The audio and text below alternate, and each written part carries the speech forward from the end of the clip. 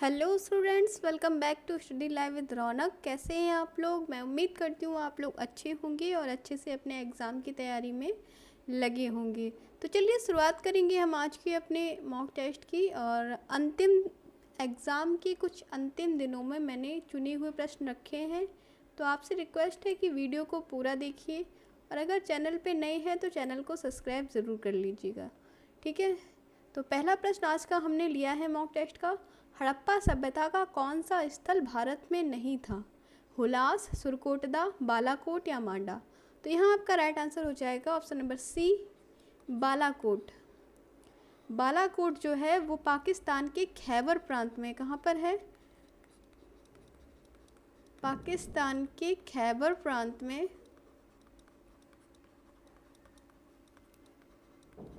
मनशेष जिले में स्थित है। मनशेष जिले में स्थित है बालाकोट। यही स्थल है जो भारत में नहीं है और बाकी ये जो तीन हैं ये तो भारत में है। हुलास आपका उत्तर प्रदेश में है। सुरकोटदा आपका गुजरात के कच्छ जिले में पड़ता है। यहाँ से घोड़े की अस्थियों के अवशेष मिले हैं सुरकोटदा से। मांडा आपका पड़ता है जम्मू में, ठीक है। तो यहाँ आपका राइट आंसर हो जाएगा option number C, Balakot. Balakot Pakistan के खैबर प्रांत के मनशेष जिले में पड़ता है जो कि भारत में नहीं है। अगला प्रश्न है आपका, निम्नलिखित में से कौन बुद्ध का समकालीन था? ये आपसे पूछा रहा है। निम्नलिखित में से बुद्ध का समकालीन कौन था? प्रश्न आपसे ये पूछा रहा है। मोहम्मद, कन्फ्यूशियस, मोजेस या इनमें से कोई नहीं? तो यहाँ जो आपका राइट आंसर है ऑप्शन नंबर बी है। कन्फ्यूशियस जो था वो बुद्ध के समकालीन था। कन्फ्यूशियस एक चीनी दार्शनिक था। कौन था?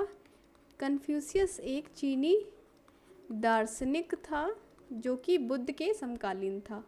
अगले प्रश्न पे चलेंगे और अगला प्रश्न है आपका, बौद्ध धर्म से संबंध अर्धगोलाकार अंत्येष्टि संबंधी टीलों को क्या कहते हैं? तोरण, विहार, दुखंत या स्तूप? तो ये कहा जाता है ऑप्शन नंबर डी आपका राइट हो जाएगा, स्तूप, ठीक है।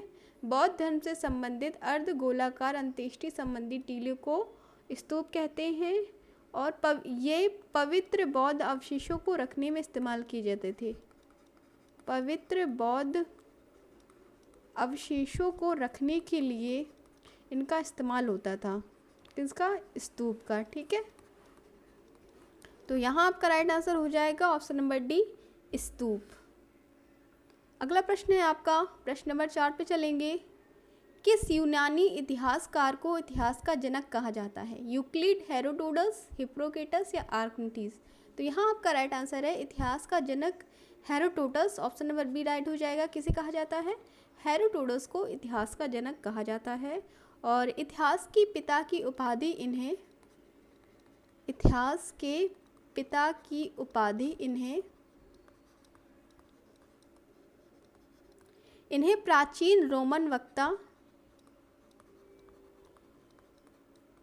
सिसरो ने प्रदान की थी, ठीक है। इतिहास के पिता की जो उपाधि है वो हेरोडोटस को रोमन वक्ता सिसरो ने प्रदान की थी। किसने प्रदान की थी? अगर आपसे क्वेश्चन में ये पूछ लिया जाता है कि हेरोडोटस को इतिहास का पिता किसने कहा था, तो एक रोमन वक्ता थे सिसरो, उन्होंने हेरोडोटस को इतिहास के पिता की उपाधि दी थी, ठीक है। तो यहाँ आपका राइट आंसर है ऑप्शन नंबर बी, हेरोडोटस। अगला प्रश्न है आपका, बराहमिहिर थे कौन? ये आपसे पूछा जा रहा है, बराहमिहिर कौन थे? एक महान कवि, दार्शनिक, ज्योतिषी या खगोलविद?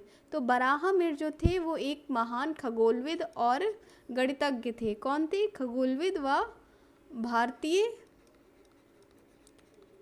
गणितज्ञ थे बराहमिहिर, ठीक है। ऑप्शन नंबर डी आपका राइट है। कौन थे? बराहमिहिर एक खगोलविद व भारतीय गणितज्ञ थे और ये चंद्रगुप्त विक्रमादित्य जो थे उनके नवरत्नों में से एक थे। चंद्रगुप्त विक्रमादित्य के जो 9 रत्न थे, नवरत्न में से एक थे बराहमिहिर,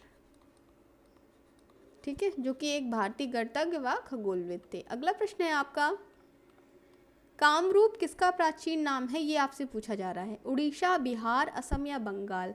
तो यहाँ कामरूप से तात्पर्य आपका असम राज्य से है। ऑप्शन नंबर सी, असम का प्राचीन नाम जो था वो कामरूप था और इसे ज्योतिष के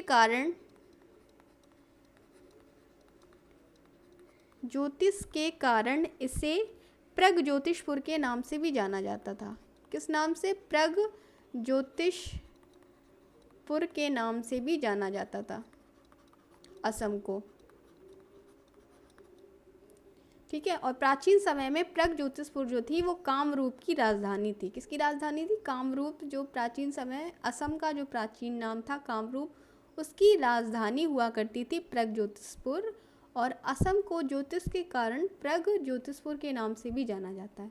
तो यहाँ आपका राइट आंसर है option number C, Kamrup Assam का प्राचीन नाम है। अगला प्रश्न पे चलेंगे और नेक्स्ट क्वेश्चन है आपका, सन 2010 में कुतुबुद्दीन ऐबक के पश्चात दिल्ली का सुल्तान कौन बना था?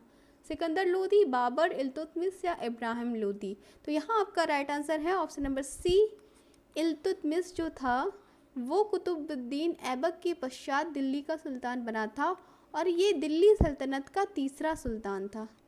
दिल्ली सल्तनत का तीसरा शासक था इल्तुतमिश। पहला था कुतुबुद्दीन ऐबक, दूसरा था आराम शाह और फिर तीसरा था आपका इल्तुतमिश, ठीक है। इसके शासनकाल की बात करें तो 1210 से 1236 ईसा पूर्व ने इसने शासन किया था, ठीक है। कब से कब तक? 1210 से लेके 1236 ईसा पूर्व इल्तुतमिश ने दिल्ली पर शासन किया था। चलिए अगला प्रश्न लेंगे और अगला प्रश्न है आपका, खजुराहो के मंदिर किसके शासनकाल में बनवाए गए थे? चंदेल, पल्लव, कुषाण या चोल? तो ये बनवाए गए थे चंदेल वंश के शासकों के द्वारा। खजुराहो मंदिर का जो निर्माण है वो चंदेल वंश के राजा थे विद्याधर। राजा विद्याधर ने खजुराहो मंदिर का निर्माण कराया था और कब करवाया था? तो 950 ईस्वी से 1050 ईस्वी के मध्य खजुराहो मंदिर का निर्माण राजा विद्याधर, चंदेल राजा थे राजा विद्याधर, इन्होंने खजुराहो मंदिर का निर्माण करवाया था, ठीक है। अगला प्रश्न है आपका, विक्रमशिला विश्वविद्यालय की स्थापना किस शासक ने की थी? ये आपसे पूछा जा रहा है कि विक्रमशिला विश्वविद्यालय की स्थापना किस शासक ने किया था? महिपाल ने, देवपाल ने, धर्मपाल ने या कुमारगुप्त ने? तो यहाँ जो आपका राइट आंसर है वो है ऑप्शन नंबर सी, पाल वंश के शासक थे राजा धर्मपाल। कौन?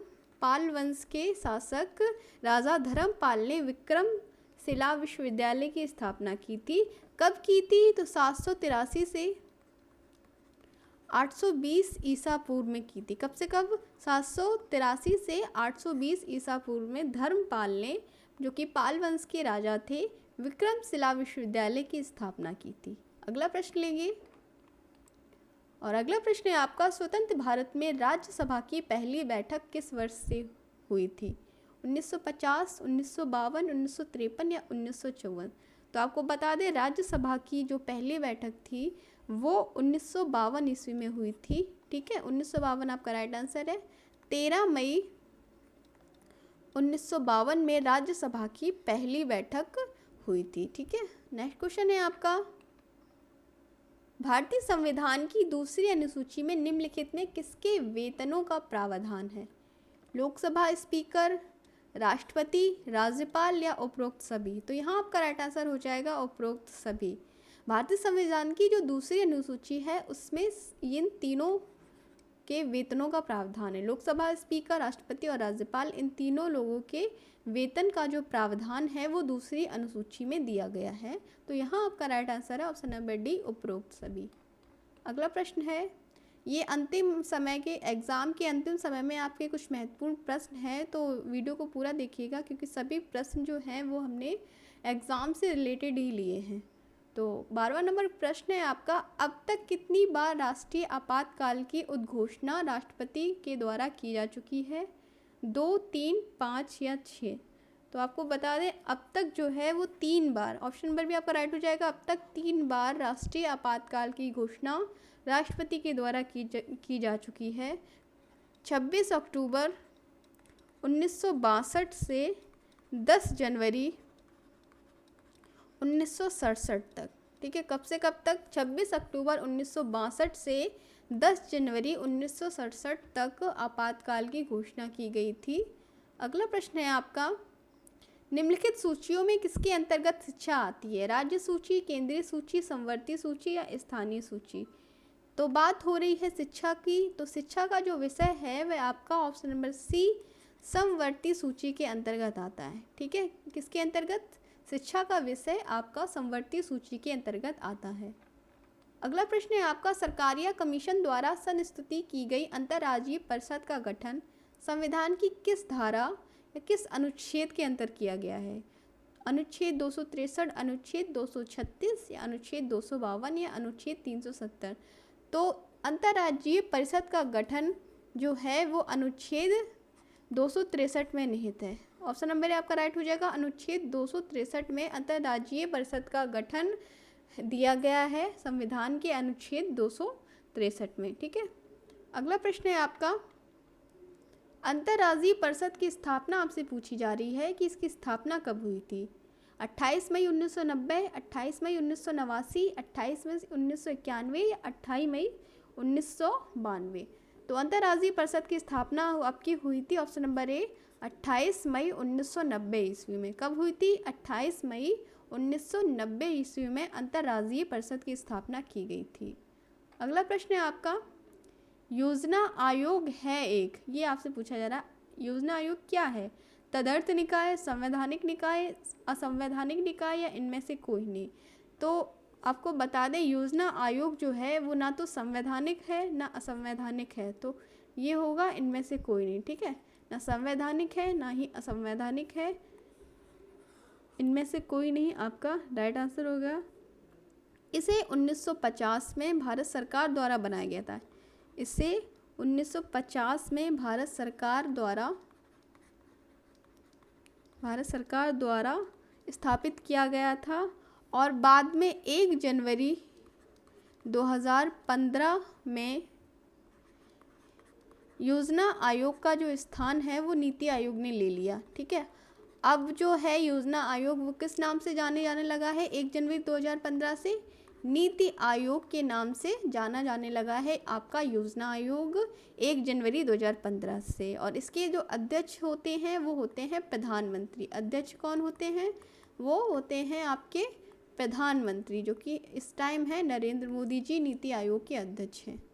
अगला प्रश्न है आपका, ताराकुंडे समिति तथा गोस्वामी समिति का संबंध किससे है? चुनाव व्यवस्था में आमूल सुधार, चुनाव में अपराधी तत्वों की वृद्धि पर प्रतिबंध, राज्य द्वारा निर्वाचन के लिए वित्तीय सहायता, चुनाव में काला धन के बढ़ते प्रभाव को रोकना।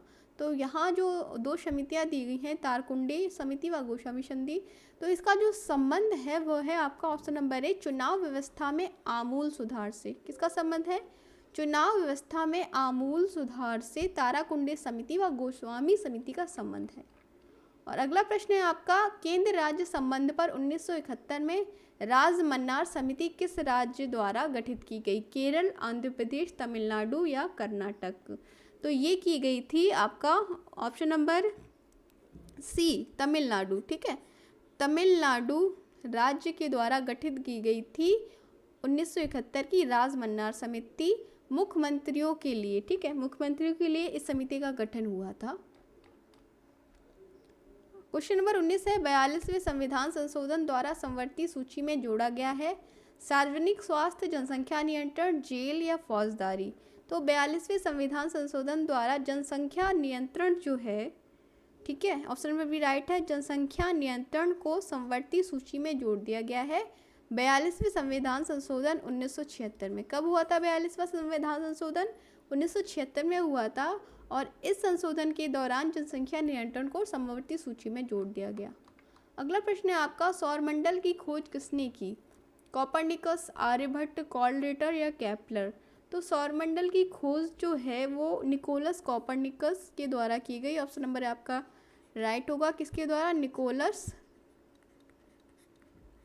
निकोलस कोपरनिकस, इनके द्वारा सौरमंडल की खोज की गई थी। अगला प्रश्न है आपका, कि संयुक्त राज्य अमेरिका ने किस ग्रह की खोज के लिए गैलीलियो नामक अंतरिक्ष यान भेजा था? तो ऑप्शन है नेपच्यून, बृहस्पति, शनि या मंगल। तो बृहस्पति ग्रह जो कि सबसे बड़ा ग्रह है सौरमंडल का, इसकी खोज के लिए संयुक्त राज्य अमेरिका ने गैलीलियो नामक अंतरिक्ष यान भेजा था। किसके खोज के लिए? बृहस्पति नामक ग्रह के लिए, बृहस्पति की खोज के लिए गैलीलियो नामक अंतरिक्ष यान भेजा गया था। किसके द्वारा? संयुक्त राज्य अमेरिका के द्वारा। क्वेश्चन नंबर 22 है, और क्वेश्चन नंबर 22 पढ़ने से पहले एक रिक्वेस्ट है आपसे, चैनल पे नए हैं तो चैनल को सब्सक्राइब ज़रूर कर लीजिए। सेशन पसंद आ रहा हो तो एक लाइक करिएगा।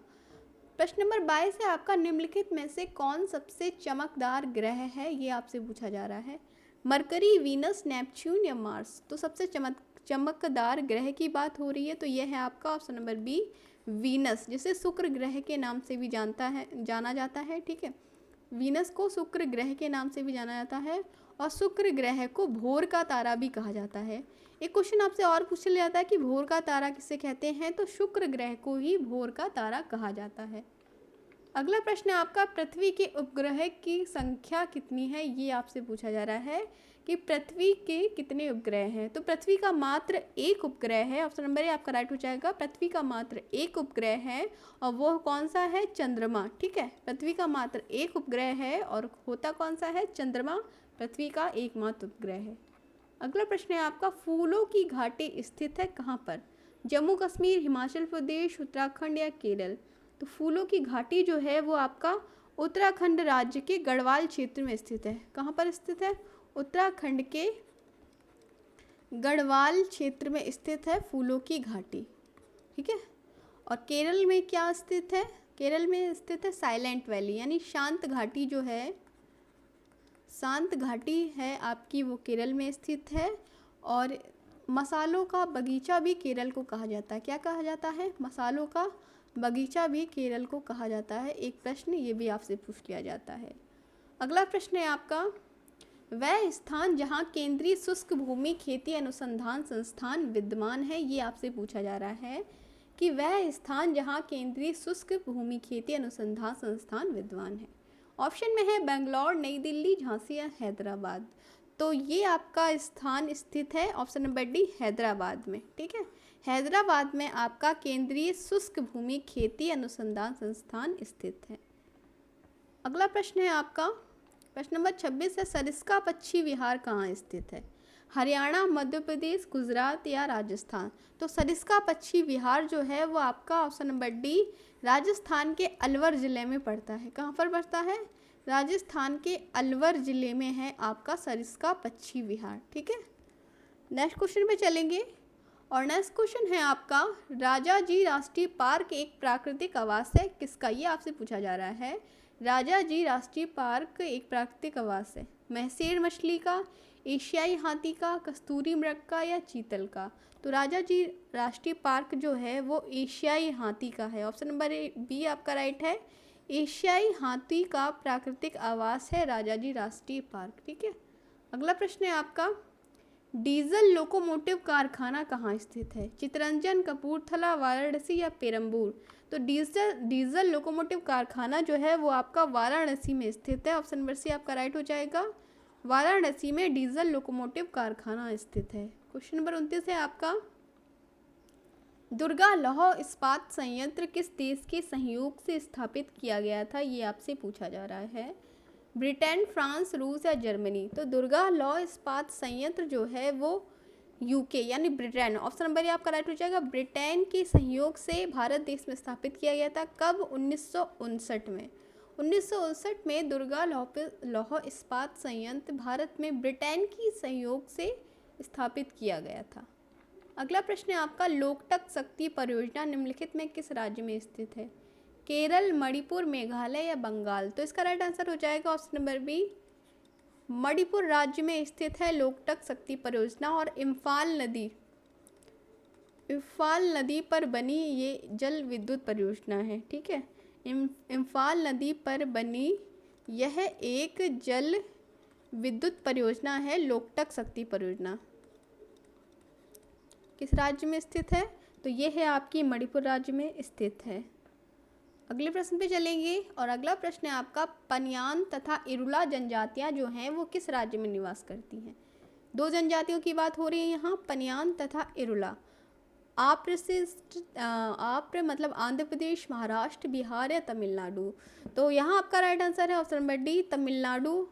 तमिलनाडु के साथ साथ केरल में भी ये जनजातियाँ पाई जाती हैं, लेकिन मुख्यतः अगर बात करते हैं तो मुख्यतः जो है वो तमिलनाडु में पनियान तथा इरुला जनजातियाँ पाई जाती हैं। लेकिन यदि आपको ऑप्शन में केरल भी नज़र आता है तो आप केरल, अगर तमिलनाडु नहीं है केरल है, तो आप केरल को भी टिक कर सकते हैं।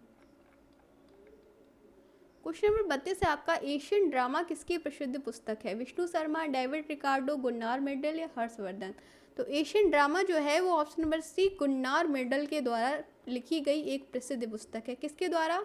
गुन्नार मेडल के द्वारा लिखी गई एक प्रसिद्ध पुस्तक है एशियन ड्रामा।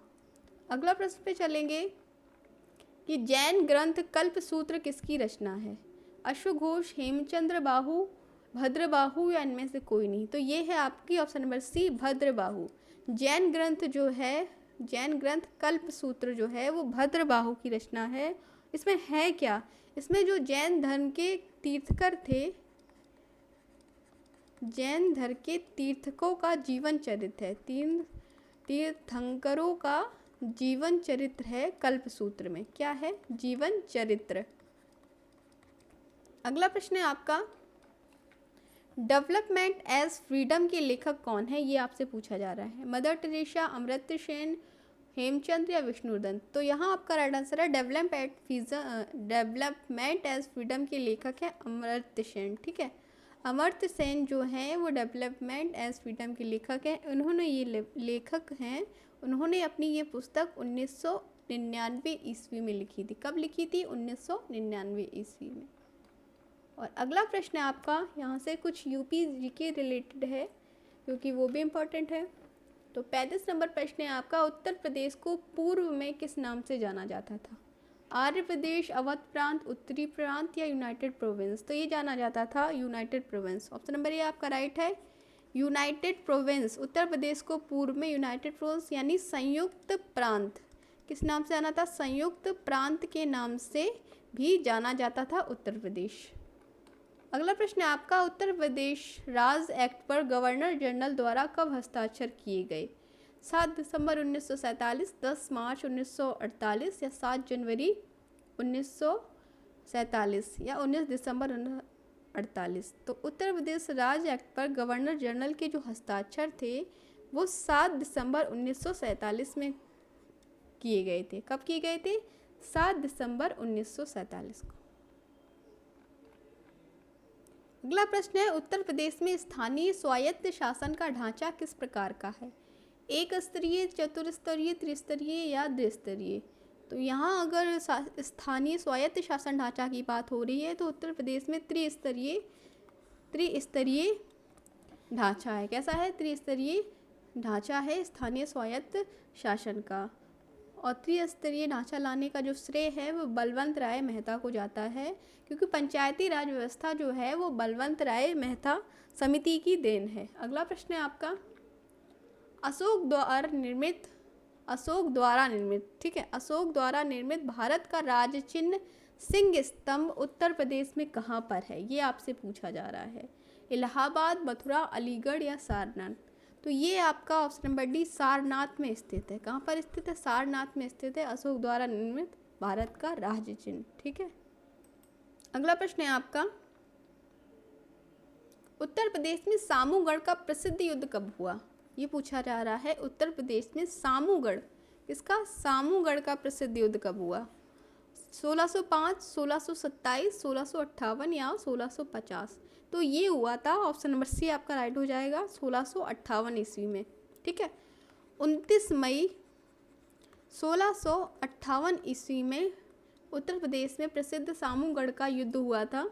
और किसके मध्य हुआ था? तो ये हुआ था